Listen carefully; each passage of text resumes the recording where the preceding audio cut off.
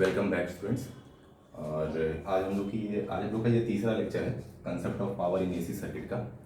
और हम लोग इससे पहले 2 लेक्चर कंप्लीट कर चुके हैं, जिसमें हम लोगों ने पहले लेक्चर में एक्चुअली एसी पावर में सर्किट जो होता है उसका एक्सप्रेशन निकाला था, टाइम डिपेंडेंट पावर आया था, ठीक है ना। उसके बाद उस पावर से हम लोग एवरेज पावर पे आए थे, एवरेज निकाले थे उस पावर का। उसके बाद से हम लोग सेकेंड लेक्चर में, जो हम लोग का लास्ट लेक्चर था, उसमें हम लोगों ने कंप्लीट किया था कॉम्प्लेक्स पावर। और कॉम्प्लेक्स पावर के बारे में हम लोगों ने भी डेफिनेशन की बात उसकी नहीं की थी, ज़्यादा डेफिनेशन की या तो उसकी फिजिकल सिग्निफिकेंस की बात हमने नहीं की थी। हम लोगों ने अभी सिर्फ एक्सप्रेशन निकाला था कॉम्प्लेक्स पावर का। और हमारे पास कुछ एक्सप्रेशन ऐसा आया था, ध्यान से देखिएगा, कुछ एक्सप्रेशन ऐसा आया था जैसा कि आप लोगों ने शायद लिखा भी होगा फेजर फॉर्म में।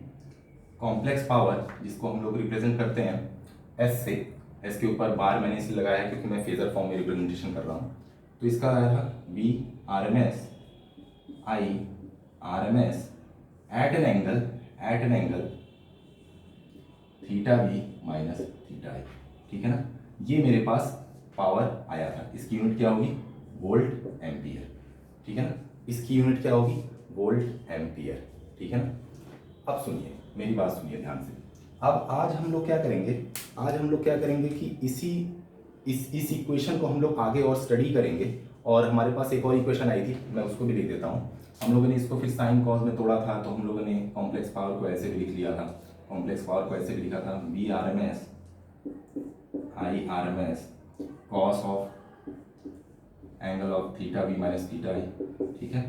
प्लस हमारे पास क्या आया था? Plus J times V R M S I R M S sine of angle of theta V minus theta I, ठीक है। एक ये एक्सप्रेशन आई थी हमारे पास, और एक और एक्सप्रेशन आई थी। उसको हम लोग ने क्या लिया था? इतने पूरे पार्ट को हम लोगों ने टी मान लिया था और इतने पूरे पार्ट को हम लोगों ने क्यू मान लिया था। तो हम लोगों ने कुछ क्या किया था? पी प्लस जे क्यू, ठीक है ना। पी प्लस जे क्यू का एक लास्ट में एक्सप्रेशन निकाला था, ठीक है। और इसी पी को हम लोग ने क्या बोला था? रियल पावर, ठीक है ना, रियल पावर। और इसको क्या बोला था? रिएक्टिव पावर, ठीक है, रिएक्टिव पावर। तो इतना हमारे पास इंफॉर्मेशन आ चुकी थी लास्ट लेक्चर में, ठीक है। अब हम लोग आज इन्हीं पावर्स का, जो कॉम्प्लेक्स पावर है, या तो कॉम्प्लेक्स पावर को कब अपरेंट पावर बोलते हैं, रियल पावर को यूजफुल पावर क्यों बोलते हैं, रिएक्टिव पावर को रिएक्टिव पावर क्यों बोलते हैं, ठीक है ना, इसके बारे में आज हम लोग थोड़ा सा फिजिकल सिग्निफिकेंस इसका जानेंगे। कैसे हम लोग एक्चुअली में इन सब पावर्स को रियलाइज कर सकते हैं नॉर्मल किसी एग्जाम्पल से, या तो इन सब पावर्स का क्या यूज है, या तो ये कहाँ पर होते हैं, कहाँ नहीं होते हैं, कब ऐसा होता है, क्यों ये रिएक्टिव पावर आ जा रही है, क्यों रियल ही नहीं रह रही है, ठीक है ना। मेरी बात समझ रहे हैं? तो आज हम लोग इस चीज को स्टडी करेंगे, ठीक है ना। चलिए,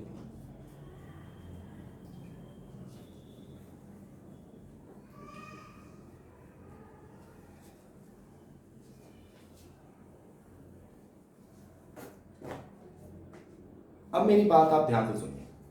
देखिए, ये जो भी हमारे पास जो रियल और रिएक्टिव पावर आ रही थी, वो किस वजह से आ रही थी?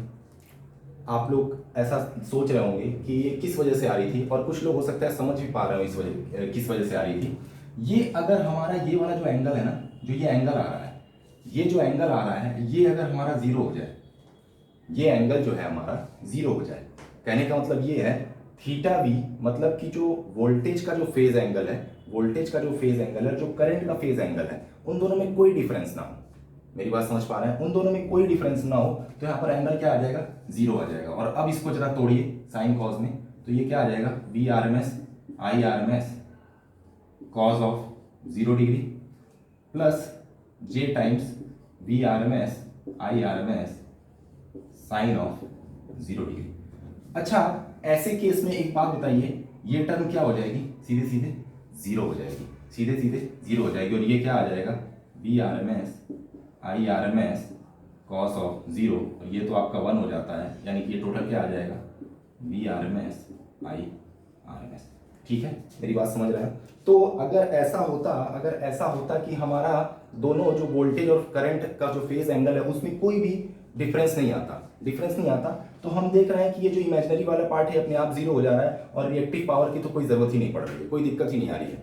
समझ रहे हैं मेरी बात। यहीं पे आपको एक मैं बहुत इंपॉर्टेंट पॉइंट बताता हूँ। ये सब जो दिक्कत आ रही है ना रियल पावर रिएक्टिव पावर की, वो किस वजह से आ रही है? ये फेज डिफरेंस की वजह से।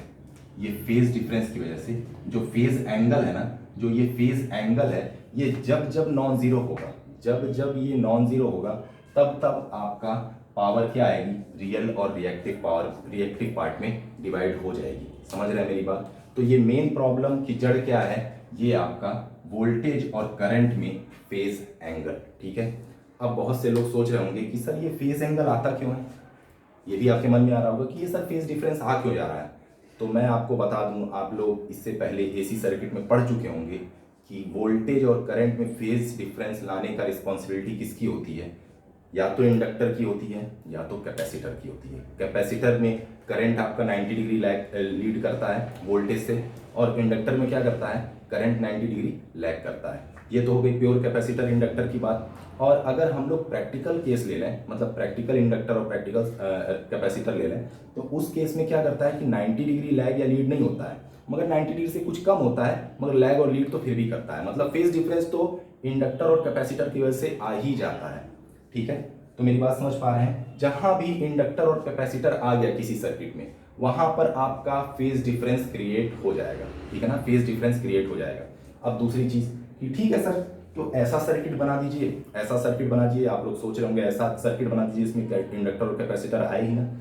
मगर मैं आपको एक रियलिस्टिक चीज बताता हूँ, रियलिस्टिक पॉइंट बताता हूँ कि कोई भी ऐसा वर्ल्ड में सर्किट नहीं है, या तो कोई भी ऐसा वर्ल्ड में कहते हैं आप नेटवर्क नहीं बना सकते, या पावर सिस्टम हो जहाँ पर भी हो, जहाँ पर आप इंडक्टर और कैपेसिटर को नेग्लेक्ट कर पाएँ। ठीक है ना। बहुत से लोग पावर सिस्टम में पढ़ते भी होंगे कि इंडक्टर और कैपेसिटर किस वजह से आता है सर्किट में, कहाँ पर आता है, क्यों आता है, क्या पैरामीटर्स होते हैं। तो मैं आपको बता दूं, इंडक्टर, कैपेसिटर और रजिस्टर, आप इन तीनों को नेग्लेक्ट नहीं कर सकते। कुछ भी आप कर लीजिए, कोई भी ऐसा आप मटेरियल नहीं बना सकते जिसका इंडक्टेंस जीरो आ जाए, कैपेसिटेंस जीरो आ जाए और उसका रजिस्टर जीरो आ जाए। ठीक है ना, मेरी बात समझ रहे हैं। तो इनका इफेक्ट रहेगा ही रहेगा। अब ज़्यादा रहेगा कम रहेगा वो डिपेंड करता है हमारे डिज़ाइन पे। ठीक है ना, मेरी बात समझ पा रहे हैं। तो ये जो है कि कितना ज़्यादा इंडक्टर की वैल्यू, मतलब कितना ज़्यादा इंडक्टर का इम्पैक्ट रहेगा, कितना ज़्यादा कैपेसिटर का इम्पैक्ट रहेगा, कितना ज़्यादा रजिस्टर का इम्पैक्ट रहेगा, ये मेरे डिज़ाइन पे डिपेंड करता है कि हम किस तरह का कंडक्टर लेते हैं, किस तरह का हम लोग की नेटवर्क बना रहे हैं। ठीक है ना, मेरी बात समझ पा रहे हैं। तो हम लोग इस चीज़ को नेग्लेक्ट नहीं कर सकते हैं, इस चीज़ को हम लोग नेग्लेक्ट नहीं कर सकते। मिनिमाइज कर सकते हैं, मगर नेग्लेक्ट नहीं कर सकते हैं। ठीक है ना, मेरी बात, नेग्लेक्ट नहीं कर सकते हैं। तो इसी वजह से हम लोग को कॉम्प्लेक्स पावर में रियल पावर और कहते हैं रिएक्टिव पावर दोनों पढ़ने की बहुत ज़्यादा ज़रूरत है, क्योंकि हम लोग का डे टू डे लाइफ में इससे लगातार हमारा सामना होता रहेगा। ठीक है ना। चलिए अब इसी को हम लोग आगे बढ़ाते हैं। तो अब समझ में आया कि क्या रीज़न है कि ये रियल और रिएक्टिव पावर आ जा रहा है। समझ रहे हैं ना मेरी बात। अब चलिए, अब सबसे पहला डेफिनेशन हम लोग स्टार्ट करते हैं लिखने का। सबसे पहला एपरेंट पावर। एपरेंट पावर क्या होता है? ठीक है ना, एपरेंट पावर क्या होता है। देखिए इसका फिजिकल सिग्निफिकेंस, अभी मैं जब एपरेंट, रियल और रिएक्टिव पावर तीनों की डेफिनेशन लिखवा के समझा दूंगा, उसके बाद मैं एक रियल लाइफ एग्जांपल दूंगा जिससे मैं इन तीनों का सिग्निफिकेंस बताऊंगा कि इनका सिग्निफिकेंस है क्या। ठीक है ना। तो अभी तो फिलहाल हम डेफिनेशन लिख लेते हैं। तो लिखिए, आप लोग अपने रिस्पेक्टिव प्लेस पे लिख भी सकते हैं। देखिए मैं डेफिनेशन लिख दे रहा हूँ, उसके बाद मैं समझाता हूँ। Apparent power is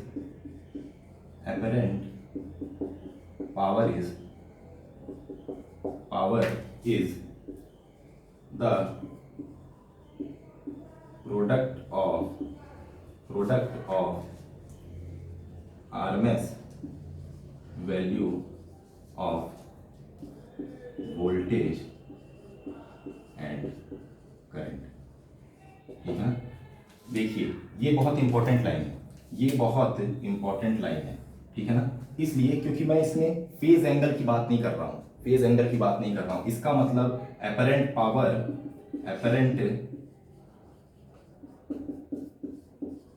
power simply क्या होगी?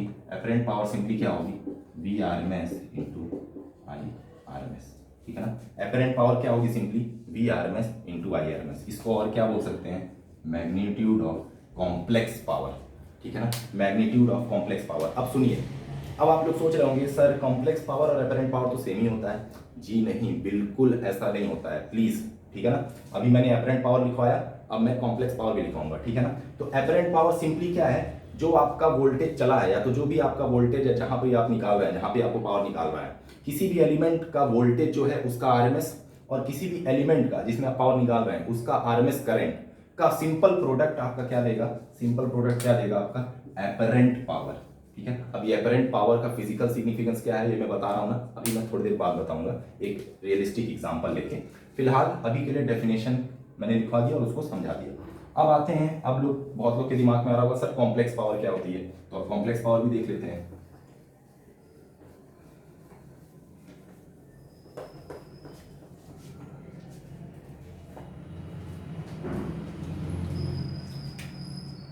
अब देखेंगे कॉम्प्लेक्स पावर। अब देखिए, बहुत से लोग सोचेंगे सर कॉम्प्लेक्स पावर क्या होता है, तो कॉम्प्लेक्स पावर का रिप्रेजेंटेशन ये होता है। और कॉम्प्लेक्स पावर किसको बोलते हैं, it is the product of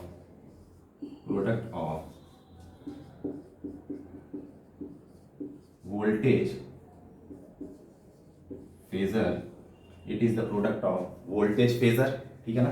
voltage phasor मतलब वी फेज, ठीक है, आरएमएस और एंगल इन दोनों में होगा, ठीक है ना। एंड कंजुगेट, याद रखिएगा ये line, conjugate of current phasor, ठीक है, आई बार का स्टार, ठीक है ना। मेरी बात समझ पा रहे हैं क्या मैं कहना चाह रहा हूं, मतलब कि कॉम्प्लेक्स पावर किसको बोलेंगे, वी आरएमएस, आई आरएमएस, ठीक है, या तो मैं आरएमएस के फॉर्म में नहीं लिखता हूँ, फेजर के फॉर्म में लिख दे रहा हूँ।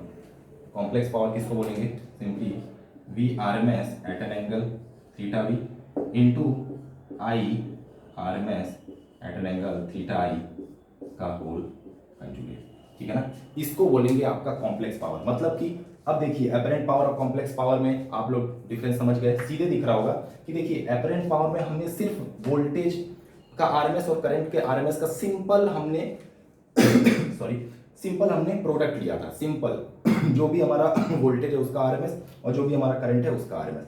अब कॉम्प्लेक्स पावर क्या मैं बोल रहा हूँ, कॉम्प्लेक्स पावर नाम से ही समझ में आ रहा है भाई ये कॉम्प्लेक्स टाइप का नंबर होगा, कॉम्प्लेक्स नंबर होगा, ठीक है ना। वो क्या होगा, सिंपली जो आपका वोल्टेज फेजर है और करंट फेजर का कंजुगेट, उसका प्रोडक्ट आपका क्या देगा, कॉम्प्लेक्स पावर, ठीक है ना।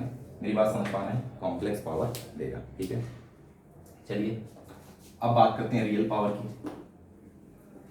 दो पावर का डेफिनेशन हो गया, ठीक है, रियल पावर की। अभी आप लोग परेशान मत होइएगा कि सर ये कॉम्प्लेक्स एपरेंट पावर क्या होती है, रियल पावर क्या होता है, हमको कुछ समझ नहीं आ रहा है, बस डेफिनेशन से कुछ फील नहीं हो रहा है, ठीक है ना। चलिए तो पहले हम लोग डेफिनेशन देख लेते हैं जो स्टैंडर्ड डेफिनेशन है, उसके बाद तो हम लोग फिजिकल सिग्निफिकेंस के बारे में बात ही करेंगे। अब चलिए, अब लिखता हूं मैं रियल पावर, ठीक है ना, जो क्या था आपका P, ठीक है ना। अब इसमें 2 पॉइंट में आंसर लिखेंगे, 2 पॉइंट में डेफिनेशन लिखेंगे इसकी। सबसे नंबर 1 पॉइंट है इसका, सबसे नंबर 1 पॉइंट है कि रियल पावर को हम लोग क्या क्या बोल सकते हैं, इट इज ऑल्सो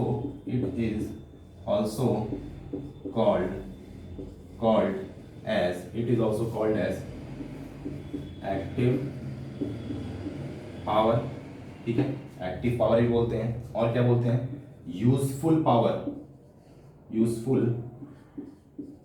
पावर, ठीक है। इस लाइन पे थोड़ा सा फोकस डालिएगा, इस लाइन पे फोकस डालिएगा, ठीक है ना। यूजफुल पावर, और क्या बोलते हैं, यूजफुल पावर बोलते हैं, और क्या बोलते हैं, एवरेज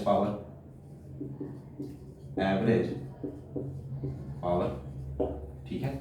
इसको हम लोग क्या बोलते हैं, एक्टिव पावर भी बोल सकते हैं, यूजफुल पावर भी बोल सकते हैं, एवरेज पावर भी बोल सकते हैं। यूजफुल पे मैंने थोड़ा सा फोकस देने के लिए कहा है। अभी बस इस चीज पे थोड़ा सा फोकस रखिए और थोड़ा सा दिमाग में इसको बैठाइएगा, क्यों बोलते हैं यूजफुल मैं बताऊंगा।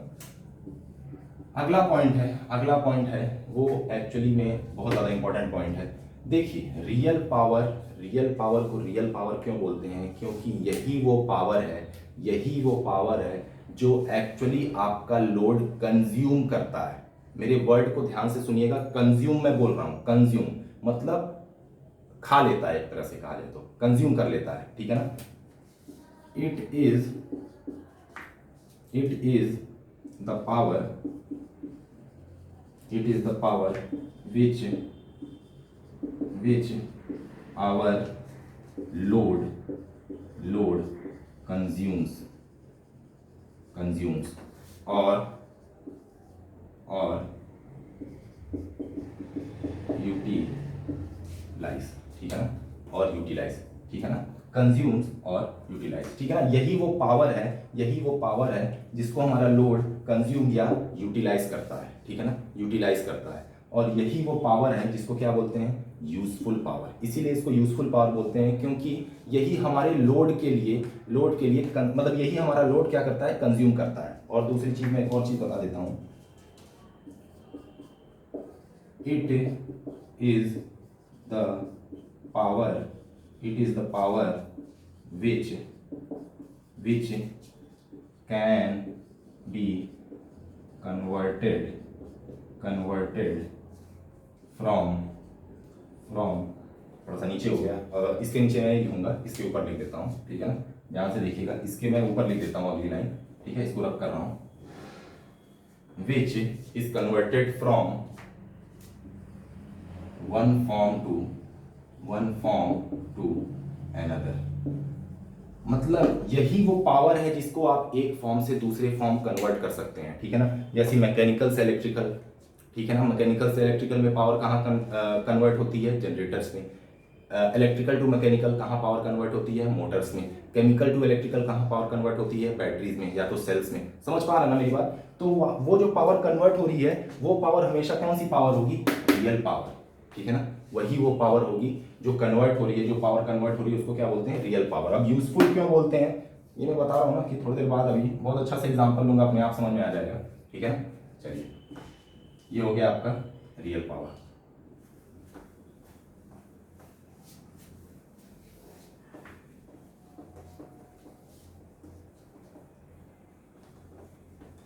चलिए, इसमें एक और लाइन लिखिएगा, इसका फॉर्मूला, रियल पावर का फॉर्मूला क्या होता है, P इक्वल्स टू क्या होता है आपका, V RMS I RMS into cos of theta V minus theta I।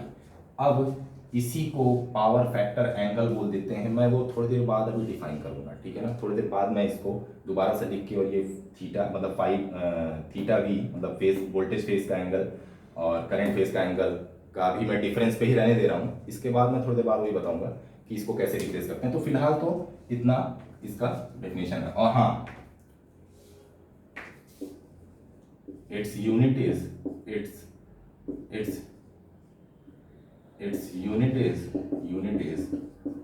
What, ठीक है ना। इस पावर की यूनिट क्या होती है, वॉट होती है। अच्छा, कॉम्प्लेक्स पावर की यूनिट हमने क्या लिखी थी, वोल्ट एम्पियर, ठीक है ना, वोल्ट एम्पियर अपरेंट पावर की, ठीक है ना। अब हम लोग देखेंगे रिएक्टिव पावर। अभी आप लोग के दिमाग में आ रहा होगा कि सर वॉट क्यों लिख दिए, वोल्ट एम्पियर इसको भी लिख देते ना, ठीक है ना। तो मैं भी बताऊंगा, वो सब बताऊंगा। अभी डाउट अपने दिमाग में जो है उसको रहने दीजिए, क्लियर मैं कर दूंगा। अब आते हैं रिएक्टिव पावर के ऊपर।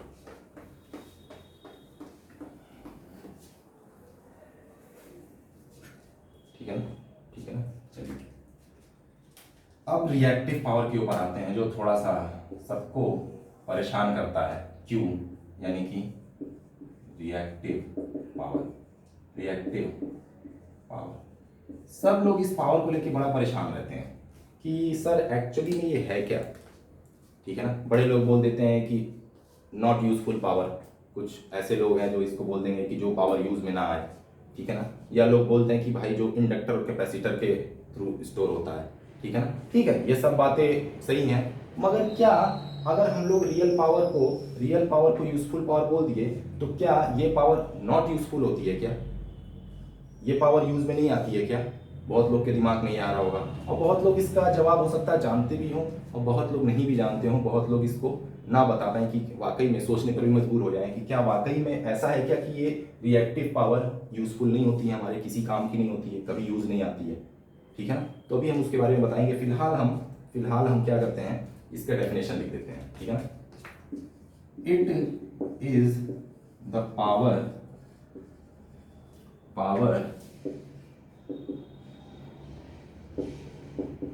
which is transferred, और चलिए which is मत लिखिए, which is transferred मत लिखिए, which oscillates between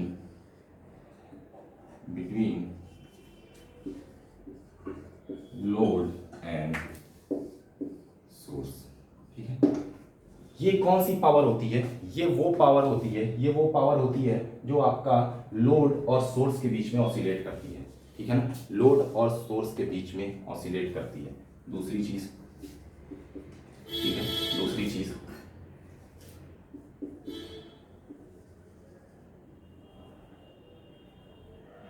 inductors and capacitors are responsible for reactive power. ठीक है, inductors and capacitors are responsible for reactive power. ऐसा क्यों होता है? अब देखिए, मैंने पहली लाइन में लिखा कि ये पावर वो पावर होती है जो आपका लोड टू सोर्स और सोर्स टू लोड के बीच में ऑसिलेट करती है। ठीक है ना, ऑसिलेट करने का मतलब ये है कि एक बार लोड से सोर्स की तरफ जाएगी, सोर्स से लोड की तरफ आएगी। ऐसा क्यों होता है? देखिए, मैंने बोला ना कि किसी भी सर्किट में आप इंडक्टर और कैपेसिटर को नेग्लेक्ट नहीं कर सकते हैं। ठीक है ना, अब देखिए, आप सब लोगों ने पढ़ा होगा कि इंडक्टर और कैपेसिटर का नेचर कैसा होता है। वो क्या करते हैं, कुछ टाइम के लिए एनर्जी को स्टोर करते हैं, उसके बाद स्टोर करने के बाद क्या करते हैं, वो एनर्जी को जीवन भर रखे रहते हैं क्या? नहीं, ऐसा नहीं होता है। उनका काम क्या है, फिर भाई एक बार स्टोर कर लिए तो उनको डिलीवर करना ही करना है।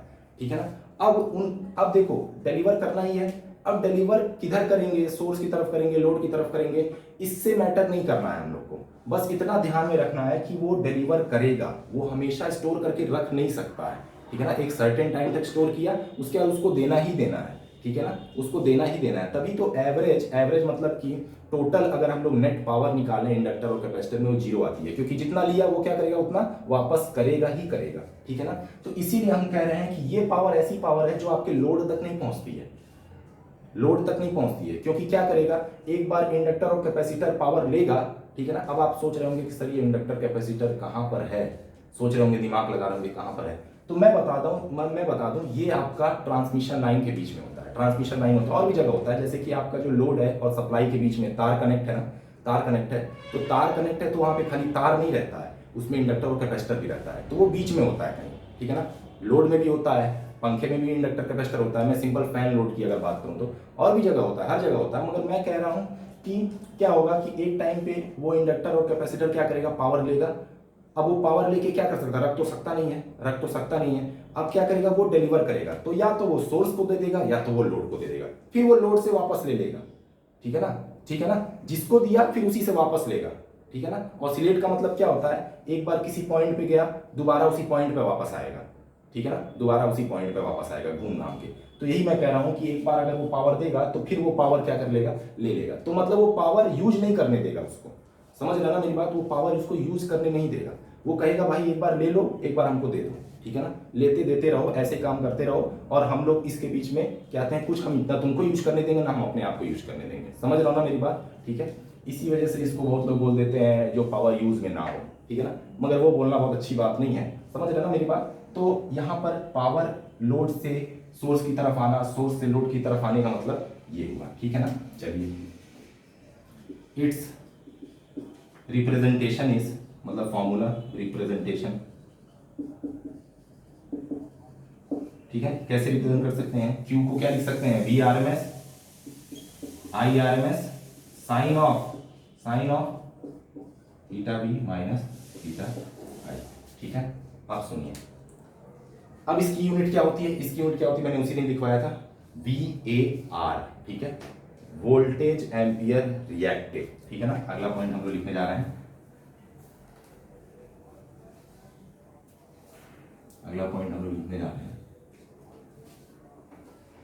ठीक है। अगला पॉइंट ये है, इट्स यूनिट इज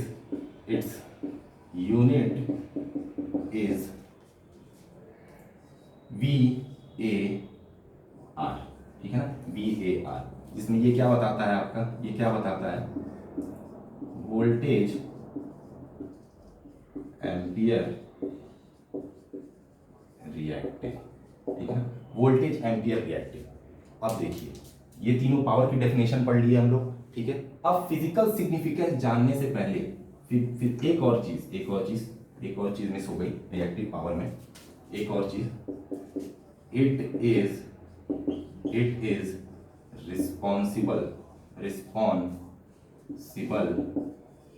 फॉर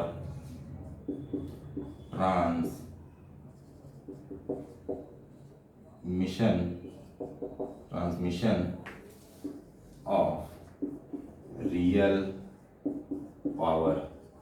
ये चीज अंडरलाइन कर लीजिएगा प्लीज, ठीक है ना, इस पॉइंट पे भी फोकस रखिएगा, इस पॉइंट पे भी फोकस रखिएगा। अभी मैं समझाऊंगा ट्रांसमिशन फॉर रियल पावर, ठीक है ना, ये पॉइंट मैं भी समझाऊंगा जब मैं फिजिकल सिग्निफिकेंस समझाऊंगा, ठीक है ना।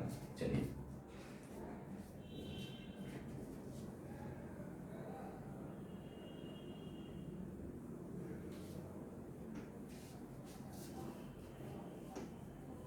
ये तो हो गया इसकी बात।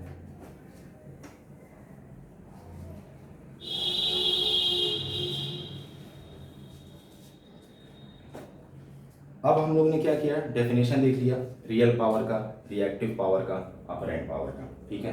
अब हमारा तुरंत दिमाग जाना चाहिए, किस पे जाना चाहिए, मैंने थोड़ी देर पहले बोला कि सर सबका दिमाग क्या होगा, सर सबकी यूनिट अलग अलग आपने लिखी है, सब पावर है, मगर पावर तो हम लोग सिर्फ वॉट पढ़ते हैं, ठीक है। सब लोग यही सोच रहे होंगे कि सबकी यूनिट तो सर अलग अलग आपने क्यों लिख दी, क्यों आपने एस की यूनिट वोल्टेज एम्पियर लिखी है, क्यों आप रियल पावर की यूनिट वॉट लिख रहे हैं, और क्यों आप रिएक्टिव पावर की यूनिट आप क्या करते हैं, VAR लगा दे रहे हैं, ऐसा क्यों कर रहे हैं सर, सब लोग सोच रहे होंगे। तो इसका रीजन ये है कि देखिए सारी क्वांटिटी पावर है, सब तीनों पावर है, ठीक है ना, मैं ये नहीं कह रहा हूं कि इसमें से कोई पावर नहीं है, सारे के सारे पावर है, सबका काम है वोल्टेज और करंट का मल्टीप्लिकेशन ही हो रहा है, सब में यही हो रहा है। अब कॉज और साइन, आप लोग सोच रहे होंगे सर नहीं कॉज आ जा रहा साइन, अच्छा तो तुम लोग खुद सोचो कॉज और साइन का कोई यूनिट होती है क्या, वो तो एक नंबर होता है ना भाई, 0 से 1 के बीच में कुछ होगा, उसकी यूनिट तो होती नहीं है, ठीक है ना। तो कॉज और साइन लगाने से हम लोग डिस्टिंग्विश नहीं कर सकते हैं, उसके यूनिट में बदलाव नहीं आ सकता है। तो देखो हम लोग जब हम लोगों ने ये चीजें डिस्कवर की थी ना कभी एक टाइम पहले, बहुत टाइम पहले, तो हम लोग ये चाहते थे कि जब इस चीज को आगे स्टडी की जाए तो जो भी लोग हैं वो इन पावर्स के बीच में डिफरेंशिएट कर पाए, ठीक है ना। अब लोग सोचे कि भाई डिफरेंशिएट कैसे करेंगे, एक तो होता है भाई आप लोग डिफरेंशिएट किसी को कैसे करते हैं, फॉर्मूले के थ्रू करते हैं, मगर फॉर्मूले में तो सब में वोल्टेज और करंट का मल्टीप्लिकेशन हो रहा है, क्या किया जाए, तो उन्होंने बस क्या किया, सबकी यूनिट बदल दी, ठीक है, यूनिट बदल दी इन द सेंस यूनिट अपने आप से बोल दी कि भाई देखो Q को हम लोग VAR से रिप्रेजेंट करेंगे, ठीक है ना, P को W से रिप्रेजेंट कर देंगे वॉट से, ठीक है ना, और S को क्या करेंगे, वोल्ट एम्पियर से रिप्रेजेंट कर देंगे। समझ पा रहे हो, तो इसका और कोई अस्तित्व नहीं है, सिर्फ यही है कि भाई हमको बस पावर्स के बीच में डिफरेंशिएट करना है, ठीक है ना, बताना है कि भाई अगर VAR लिखा है तो हाँ समझ जाना चाहिए कि हाँ ये रिएक्टिव पावर की बात कर रहा है। अब वहां भी वॉट लिख देता तो बार बार यही सोचते कि अरे यार यहाँ भी वॉट लिखा है, यहाँ भी वॉट लिखा, कौन सा रियल है कौन सा रिएक्टिव है, समझ पा रहे हो ना, या कौन सा कॉम्प्लेक्स है कौन सा रियल है, ठीक है। तो सिर्फ और सिर्फ यूनिट्स को हम लोगों ने, यूनिट भी नहीं, एक कहा जाए कि उसके रिप्रेजेंटेशन को हम लोग ने थोड़ा सा चेंज करके अपनी तरफ से लिख दिया कि भाई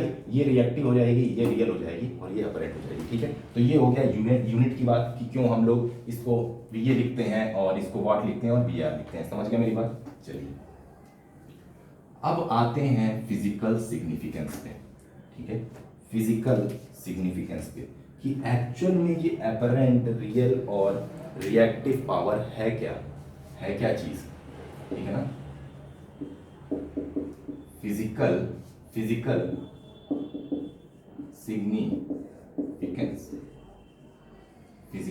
significance of S, P and Q, physical significance of S, P and Q। अब देखिए मैं एक छोटा सा एग्जांपल लेता हूँ आपके डे टू डे लाइफ से मैं एक एग्जांपल उठा रहा हूँ इस चीज़ को समझाने के लिए, ठीक है। मैं डायरेक्टली पावर की बात नहीं करूँगा। सब लोग आई थिंक जितने लोग लेक्चर देख रहे हैं, ठीक है, सब लोग कभी ना जीवन में कभी ना कभी जीवन में लेस का पैकेट खरीदे होंगे। लेस याद है? अरे लेस चिप्स, ठीक है, लेस का पैकेट खरीदे होंगे जीवन में, आता है ना लेस का पैकेट, खाने वाला चिप्स, ठीक है, पैकेट खरीदे हैं। उस पे क्या लिखा रहता है? दाम लिखा रहता है कितना रुपए? 20 रुपए। 20 रुपए दाम लिखा रहता है, ठीक है। अच्छा, जब लेस का पैकेट तुम लोग नया नया उतरता है, जब ट्रक से दुकान में आता है, खाता है, तो उसको तुम लोग कैसा देखते हो? कैसा दिखता है तुम लोग को? मस्त एकदम बढ़िया से पूरा फूला हुआ दिखता है, लगता है। उसको दूर से कोई देखेगा, अब तो तुम लोग को सब पता होगा कि भाई उसके अंदर क्या होता है क्या नहीं होता है, मगर दूर से देखने वाले को, जो जीवन में पहली बार देखेगा, लगेगा कि यार इसमें कितना ज़्यादा चिप्स होगा। दूर से देखे तुमको क्या दिखा? ये पैकेट दिखा तुमको पूरा का पूरा। समझ पा रहे हो मेरी बात? पैकेट में तुमको क्या दिखा? कि पैकेट पूरा फुला हुआ है, कहीं से कोई पिचका नहीं है, मतलब दबा हुआ नहीं है। मैं कह रहा हूँ आइडियल पैकेट की, एकदम नए नए पैकेट की बात कर रहा हूँ, कहीं से हवा वावा लीक नहीं हुई इसमें से। लगेगा तुम लोग को एकदम बढ़िया पैकेट है, खुला हुआ, उसमें खूब सारा चिप्स है, पूरा भरा हुआ है एकदम। देख के तो ही लगे, क्योंकि ऐसा बनाया भी होता है वो। अच्छा ठीक है, तुम गए 20 रुपए का पैकेट खरीद के लाए, घर पे आए, खुशी खुशी खोले, सोचे कि यार इसमें पूरा भरा हुआ चिप्स है, क्योंकि पूरा खुला हुआ है भाई, पैक्ड है। घर पे आए, पैकेट खोले तो देखे नीचे कुछ चिप्स है, ऊपर तो पूरी हवा थी। मेरी बात समझ पा रहे हो कि चिप्स तो खाली यहां तक भरा हुआ था, ऊपर तो ये पूरा हवा था, ऊपर तो पूरा हवा था। अच्छा, क्या खाते हो इसमें से तुम लोग? पैकेट खोलने के बाद हवा खाते हो? हवा खाते हो? हवा तो नहीं खाते हो। क्या खाते हो? लेस खाते हो। लेस खाते हो ना? लेस खाते हो, ठीक है ना। पैसा दिए तुम लोग 20 रुपए, पाए सामान पता नहीं कितना, 10 रुपए का भी पाए कि नहीं। पर अब ये कोई लेस की कंपनी पे केस मत करने चले जाना, इसका भी रीजन है हवा क्यों भरते हैं, ठीक है ना, वो केमिस्ट्री में पढ़ लेना। मगर मैं सिंपली यहाँ पर तुमको इससे रिलेट करना चाह रहा हूँ कि तुमने देखा तो पूरा का पूरा क्या था? लेस का पैकेट था, खोला तो उसमें से आधा हवा था, जिसको तुम यूज नहीं कर पाए। यूज किसको किए? चिप्स को। ये क्या हो गया तुम्हारे लिए? Useful quantity. यूजफुल क्वांटिटी हो गई है तुम्हारे लिए, ठीक है। अच्छा, यूजफुल क्वांटिटी हो गई। ये क्या हो गई? ये तुम्हारे लिए यूजफुल नहीं है। मेरी बात समझ पा रहे हो? तुम्हारे लिए ये यूजफुल नहीं है, मगर ये वाकई में क्या यूजलेस है? क्या ये वाकई में यूजलेस है? क्या नहीं? अगर हवा नहीं भरा जाता पैकेट में, तो क्या ये चिप्स आपको उसी तरह कुरकुरा और उसी तरह ताज़ा मिलता? क्या नहीं मिलता, ठीक है ना, नहीं मिलता। आपको ये क्या मिलता? ये चिप्स आपको अच्छा नहीं मिलता, खराब मिलता, या तो इसके अंदर कुछ फंगस लग गया होता, भाई बहुत दिन से बन के आता है ना। तो ये हवा जो भरी गई है, वो आपके लिए यूजफुल नहीं है। समझ पा रहे मेरी बात? आप उसको कंज्यूम नहीं कर रहे हैं, तो आपके लिए बेकार है। मगर एक्चुअली में ये हवा जो है इसमें वो बहुत काम की है। वो आपको नहीं दिख रहा है, ठीक है ना, वो आपको नहीं दिख रहा है, मगर वो चिप्स को क्या कर रही है? आप तक ताज़ा पहुंचा रही है। समझ रहे हैं मेरी बात? तो ये क्या हो गई आपकी? अच्छा, ये यूजफुल हो गया, तो इसको क्या बोल देंगे? एक तरह से P, real power, useful power. ये क्या हो गया आपका? Q किसको क्या बोल देंगे? रिएक्टिव पावर, ठीक है ना, रिएक्टिव पावर, ठीक है ना, कि आपने यूज नहीं किया इसको, मगर ये जरूरी है सिस्टम में। अभी मैं बताता हूं इसका इलेक्ट्रिकल सिग्निफिकेंस क्या है, अभी तो मैं फिजिकल सिग्निफिकेंस बता रहा हूं। अच्छा, और ये पूरा लेस का पैकेट क्या हो गया आपके लिए? एपरेंट पावर, जिसका कुछ भाग आपने कंज्यूम कर लिया, जिसको आप यूजफुल पावर बोल रहे हैं, क्योंकि आपके लिए हवा कोई मैटर नहीं करती थी, और कुछ पार्ट आपका रिएक्टिव पावर हो गया। तो जो लोग के दिमाग में ये चीज आती है कि सर क्या रिएक्टिव पावर हमारे किसी काम की नहीं होती है क्या? देखो, एक नजरिए से तो नहीं काम की होती है, क्योंकि आप लोग उसको कंज्यूम नहीं करते, मगर रिएक्टिव पावर मैंने कभी लास्ट में लिखा था कि वो रियल पावर के ट्रांसमिशन में काम आती है। वही चीज यहाँ पर जो हवा है ना, जिसको हम लोग रिएक्टिव पावर से सिग्निफाई कर रहे हैं, वो आपके चिप्स को ताजा रखने में और आप तक पहुंचाने में काम कर रही है। समझ रहे हो ना मेरी बात? तो रिएक्टिव पावर बिल्कुल जरूरी है, बिना उसके आपका इलेक्ट्रिकल सिस्टम काम नहीं कर पाएगा। आपकी रियल पावर उसके बिना ट्रांसमिट नहीं कर सकती है, खराब हो जाएगी आपकी पावर, ठीक है ना, मेरी बात समझ पा रहे हैं? इसलिए रिएक्टिव पावर जरूरी है। जरूरी है, बिना रिएक्टिव पावर के आपका सिस्टम काम नहीं कर पाएगा। मेरी बात समझ पा रहे हैं? अभी मैं इसका इलेक्ट्रिकल सिग्निफिकेंस भी समझाता हूँ। और सुनिए, अब देखिए अपरेंट पावर। अपरेंट पावर के बारे में छोड़ो, अभी अपरेंट नाम सुनो। अपरेंट तुम लोग बहुत जगह पढ़ते हो, लाइट में भी पढ़ते हो, ठीक है ना। अपरेंट का मतलब होता है कि जो दिख रहा है वो ऐसा है नहीं। मेरी बात समझ पा रहे हो? मैं इसका हिंदी सीधे समझा रहा हूं कि जैसा दिख रहा है वैसा है नहीं, जैसा दिख रहा है वैसा है नहीं। जैसा तुमको लेस का पैकेट दिखा था, क्या वो वैसा था? क्या अंदर पूरा भरा हुआ नहीं था? समझ पा रहे हो ना मेरी बात? ऐसा नहीं था, ठीक है ना। इसीलिए उसको क्या बोलते हैं? अपरेंट पावर, ठीक है ना, अपरेंट पावर। अब आते हैं हम लोग इलेक्ट्रिकल सिग्निफिकेंस पे। इलेक्ट्रिकल सिग्निफिकेंस पे आते हैं।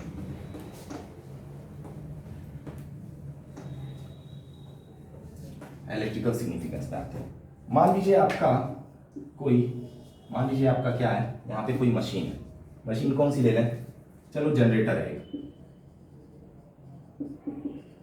जनरेटर है, ठीक है।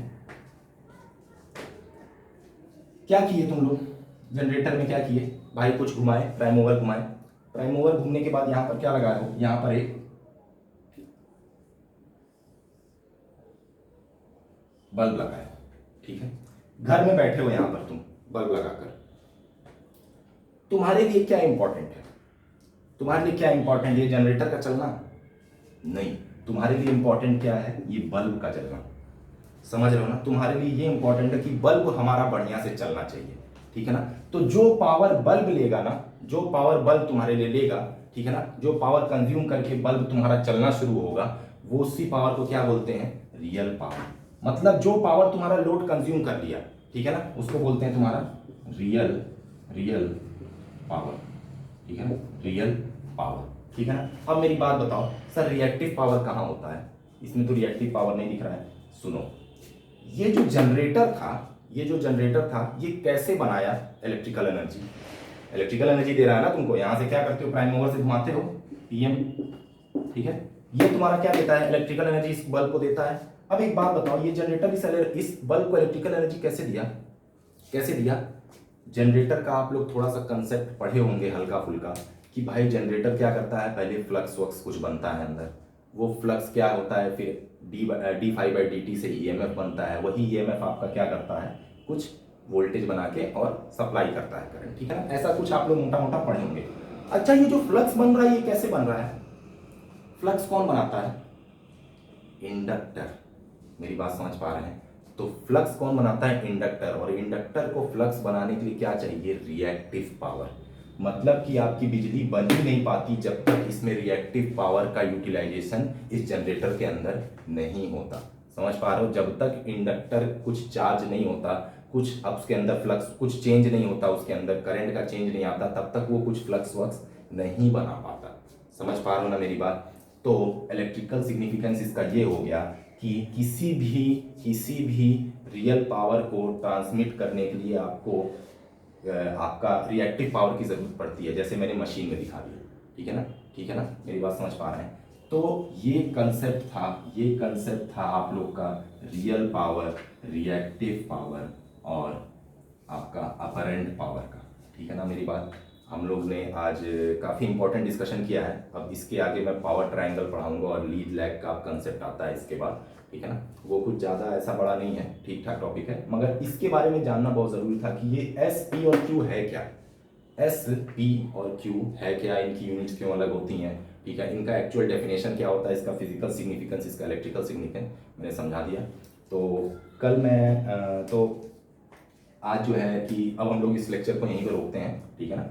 आगे हम लोग इसके बाद अगले लेक्चर में पढ़ेंगे। और मैं ये लेक्चर जो है मैं एक दिन डिले निकाल रहा हूँ, क्योंकि थोड़ा सा नेट का इशू था, मेरे को कनेक्टिविटी का इशू था। और आई होप आप लोग को लेक्चर अच्छा लग रहा है। और प्लीज़ कमेंट में आप लोग मेंशन किया करिए आप लोग को लेक्चर कैसा लग रहा है। मुझे फीडबैक की ज़रूरत है, क्योंकि मैं पहली बार ऐसे मतलब ऑनलाइन लेक्चर मतलब ले रहा हूँ। तो मुझे आपका फीडबैक काफ़ी हेल्प करेगा और इम्प्रूवमेंट के लिए मैं और क्या इम्प्रूव कर सकता हूँ, ठीक है।